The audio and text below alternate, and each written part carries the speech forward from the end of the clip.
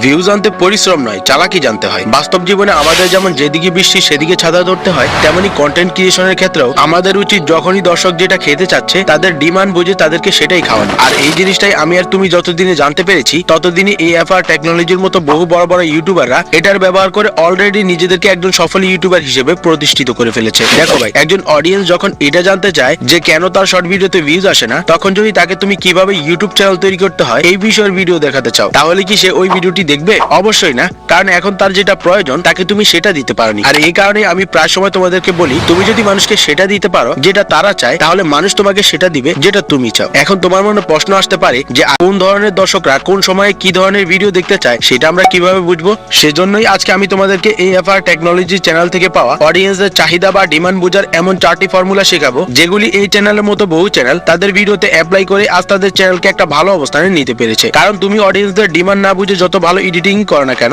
যত ভালো ইনফরমেশনই ভিডিওর মধ্যে দাও না কেন, মানুষ সেটা কখনোই দেখবে না। তাই হাতে সময় ও মনে ধৈর্য নিয়ে দেখতে থাকো। ফর্মুলা নাম্বার 1 এর জন্য তোমাকে সর্বপ্রথমে প্লে স্টোরে এসে তোমার ওয়াইটি স্টুডিও অ্যাপটি আপডেট করে নিতে হবে। এরপর চলে আসবে ওয়াইটি স্টুডিওর মধ্যে। এবার এই অ্যানালিটিক্সে ক্লিক করে এই কর্নারে ক্লিক করবে। এবার ধরো তুমি কিভাবে ফেসবুক পেজ খুলতে হয় এই বিষয় নিয়ে ভিডিও বানাবে। এখন তুমি যদি এটাই না জানো যে বর্তমান সময়ে এই ধরনের ভিডিও মানুষ দেখতে চাচ্ছে কিনা, তাহলে তুমি পরিশ্রম করে ভিডিও তো বানাবে, কিন্তু সেটাতে ভিউজ আসবে না। তাই আমি প্রথমে এখানে সেই ফেসবুক পেজের ভিডিওটি টাইটেল এখানে সার্চ করব। যেমন আমি এখানে লিখলাম how to create a Facebook page. এটা লিখে সার্চ দেওয়ার পর এখানে দেখতে পাচ্ছ যে ইউটিউব আমাদেরকে বলছে লো ইন্টারেস্ট ফ্রম ইউর ভিউয়ার্স, অর্থাৎ এই ধরনের ভিডিও আমার চ্যানেলের দর্শকদের মধ্যে খুব কম মানুষই দেখছে। যেটার মানে দাঁড়ায় আমি যদি এখন এটার উপর ভিডিও তৈরি করি, তাহলে আমার অডিয়েন্সদের এই ভিডিওটি দেখার সম্ভাবনা খুবই কম। এখন আমরা যেহেতু ফেসবুক সম্পর্কেই ভিডিও বানাতে চাচ্ছি, তাই আমি চেষ্টা করব এমন একটি টপিকের উপর ভিডিও বানাতে যেটা ফেসবুক সম্পর্কেই হবে, কিন্তু সেটা নিয়ে মানুষের জানারও আগ্রহ রয়েছে। তাই আমরা এই সার্চ অন ইউটিউব অপশনে ক্লিক করলে এখানে তোমরা ফেসবুক পেজ তৈরি করা টাইটেল সহ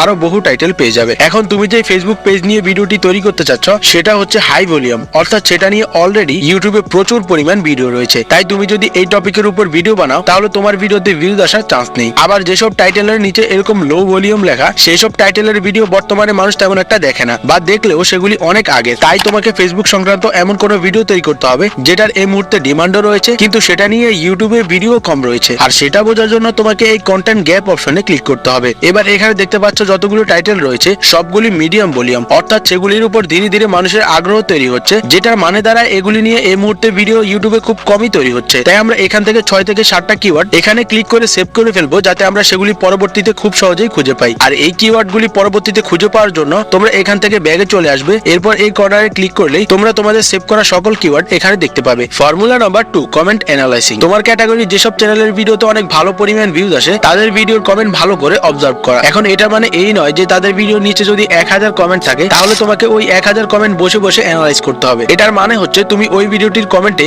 এক নজরে কয়েকবার স্ক্রলিং করার পর যে কথাগুলো তোমার চোখে বেশিবার পড়বে, সেরকম 3 থেকে 4টা মোস্ট রিকোয়েস্টেড কমেন্ট তুমি প্রথমে যে কোনো কিছুতে নোট করে ফেলবে। এরপর তুমি নিজেকে 2টা প্রশ্ন করবে। নাম্বার 1, কমেন্টে মানুষ যে ধরনের ভিডিও কথা বলছে বা রিকোয়েস্ট করছে, সেই ধরনের ভিডিও কি তোমার ক্যাটাগরি অন্যান্য চ্যানেল তৈরি করেছে? যদি সেই ধরনের ভিডিও তোমার অন্যান্য ক্যাটাগরি চ্যানেল তৈরি না করে থাকে, অথবা খুব কম তৈরি করেছে, তাহলে তোমার উচিত খুব শীঘ্রই সেই বিষয়টি নিয়ে ভালো ইনফরমেশন দিয়ে ভিডিও তৈরি করে ফেলা। নাম্বার 2, যদি দেখো তোমার ক্যাটাগরির অন্যান্য চ্যানেল সেই ধরনের ভিডিও তৈরি করার পরেও মানুষ ওই ধরনের ভিডিও রিকোয়েস্ট করছে, তাহলে তোমার উচিত তোমার ক্যাটাগরি যেসব চ্যানেল ওই ধরনের ভিডিও তৈরি করেছে সেই সবগুলো ভিডিও অ্যানালাইজ করা। এরপর তোমাকে বুঝতে হবে যে তারা তাদের ভিডিওতে কোন কোন ইনফরমেশন গুলো দেয়নি বা কোন বিষয়গুলো ক্লিয়ার করেনি। তাদের ভিডিওতে তারা যেসব ইনফরমেশন মানুষকে দিতে পারেনি, তুমি তোমার ভিডিওতে সেই সব ইনফরমেশন খুবই সুন্দরভাবে মানুষদেরকে দেওয়ার চেষ্টা করবে। এখন তুমি যদি আরো শিওর হতে চাও যে কমেন্টের মধ্যে রিকোয়েস্ট করা ভিডিওগুলোর 100% এই মুহূর্তে ডিমান্ড রয়েছে কিনা, তাহলে তোমাকে 3 নাম্বার ফর্মুলার ব্যবহার করতে হবে, আর সেটা হচ্ছে ইউটিউব সার্চ। এটার জন্য তুমি প্রথমে ইউটিউবে চলে যাবে। এরপর এখান থেকে ইনকগনিটো মোড অন করে চলে আসবে সার্চ বারে। এবার তুমি তোমার ক্যাটাগরি বড় ইউটিউবারদের ভিডিওর কমেন্ট থেকে পাওয়া মোস্ট রিকোয়েস্টেড ভিডিওগুলো এখানে বিভিন্নভাবে সার্চ করে দেখবে যে সেগুলি নিয়ে আসলেও মানুষের জানার আগ্রহ রয়েছে কিনা। সেজন্যই তুমি ওই রিলেটেড কয়েকটা কিওয়ার্ড এখানে সার্চ করে দেখবে যে সেগুলি মানুষ কেমন সার্চ করছে। এখন তোমার মনে প্রশ্ন আসতে পারে যে এখানে সার্চ করে আমরা এটা কিভাবে বুঝবো যে মানুষ ইউটিউবে কি চাচ্ছে?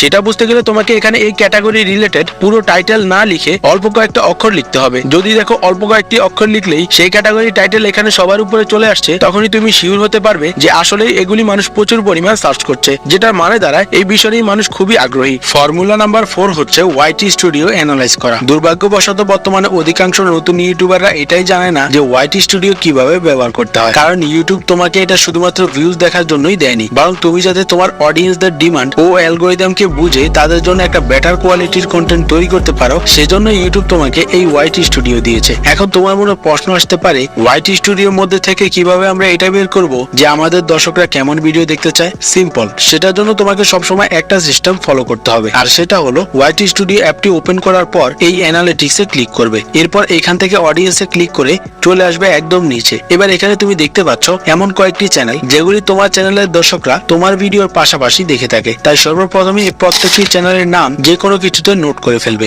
এরপর একটা একটা করে প্রত্যেকটা চ্যানেলের মধ্যে গিয়ে দেখবে যে এই মুহূর্তে তাদের কোন ভিডিওগুলো অনেক ভালো পারফরমেন্স করছে। প্রত্যেকটি চ্যানেল অ্যানালাইজ করার পর যখন তুমি বুঝতে পারবে যে কোন ধরনের ভিডিও অধিকাংশ চ্যানেলে ভালো পারফরমেন্স করছে, তখন তুমি ভুলেও তাদেরকে কপি করার চেষ্টা না করে বরং তাদের থেকে ওই টপিকের আইডিয়া নিয়ে সেটার উপর তোমার নিজস্ব ক্রিয়েটিভিটি ও পরিশ্রমের মাধ্যমে এমন একটি কন্টেন্ট তৈরি করার চেষ্টা করো যেটা ওই চ্যানেলগুলো এখনো তাদের ভিডিওতে দিতে পারছে না। এখন তুমি এটা তো বুঝে গেলে যে কিভাবে তোমার অডিয়েন্সদের ডিমান্ড বুঝে তাদের জন্য ভিডিও তৈরি করবে, কিন্তু ভিডিও তৈরি করার পর তুমি যদি এটা দেখো যে সেটাতে কয়েকশো ভিউজ আসার পর ভিউজ আর আসে না, তাহলে সেই রোগের ওষুধ রয়েছে